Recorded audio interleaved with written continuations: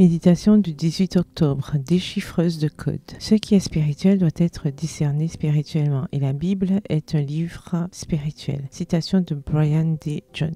Les Navajos, le plus grand peuple amérindien, ont énormément souffert aux mains des forces armées américaines au cours du 19e siècle. Ils ont fini par se soumettre et une partie de cette soumission a consisté en une tentative du gouvernement d'éradiquer leur langue. Mais par les mystères de la vie, un siècle plus tard, à une époque de guerre acharnée, c'est précisément la langue navajo que les Américains avaient tenté d'éradiquer de leur territoire qui a contribué à la victoire américaine lors de la Première et de la Deuxième Guerre mondiale. Comment? Grâce aux codeurs. Information vue sur Wikipédia, article Locutor de Claves. La mission principale des codeurs navajos qui ont servi dans le corps des Marines des États-Unis était de transmettre des messages codés par radio et par téléphone que l'ennemi était incapable de déchiffrer. Ces messages étaient essentiels à la chaîne de commandement et à la stratégie militaire pour gagner la guerre. Après avoir utilisé d'autres codes qui avaient été facilement déchiffrés à maintes reprises par l'ennemi, ils avaient enfin l'avantage stratégique de pouvoir construire leur code sur une langue totalement inconnue au niveau international. Il était impossible de déchiffrer le code navajo si vous n'étiez pas familier avec cette langue minoritaire, ce qui a donné à l'armée américaine un énorme avantage. Le monde dans lequel nous vivons, sécularisé comme il l'est, se sent étranger au langage clair et simple de la Bible. Les gens du monde ne le comprennent pas, car on discerne les choses spirituelles quand on est spirituel. Les femmes chrétiennes ont une nature nettement spirituelle. Les choses de Dieu, de l'âme, de la religion et de la Bible nous remplissent. Et c'est une énorme bénédiction dont nous jouissons dans notre vie. Mais loin de la garder pour nous, comme si les non-chrétiens étaient des ennemis, nous avons une tâche particulière à accomplir, celle de savoir transmettre avec des mots simples, et mieux encore sans mots, l'essence même de l'évangile. Disons que nous sommes en quelque sorte les déchiffreuses modernes des codes de la religion que Dieu nous a transmises dans une langue minoritaire et ancienne. Il ne s'agit pas de connaître la théologie ou de comprendre l'hébreu ou le grec, mais d'être d'humbles apprenantes de la parole afin de pouvoir transmettre cette connaissance aux personnes qui nous entourent. Le verset du jour se trouve dans Matthieu 11, les versets 25